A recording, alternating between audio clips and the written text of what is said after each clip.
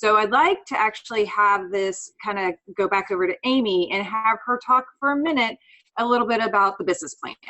Yes, the boring business plan. I know nobody wants to write one. They're not that much fun. But the cool thing about a business plan is you can see I've laid out the key elements here. You got to have your business description, your products and services, your marketing plan, your sales and distribution plan, your operational plan, how everything's going to work together. You have to explain your management and your organization, and you have to plan for your startup expenses and capital. That's one of the big questions we always get in these groups is how much money should I have to start a private label on Amazon, right? So writing a business plan is part of that. Also having a financial plan, if you have a really great idea to be able to launch 700 SKUs like Andy has, well, you're probably going to need a financial plan to do that because the only thing limiting you is going to be capital. And then, of course, your executive summary, which we always end with that because even though it starts at the beginning, you got to write all these other things in order to do your executive summary.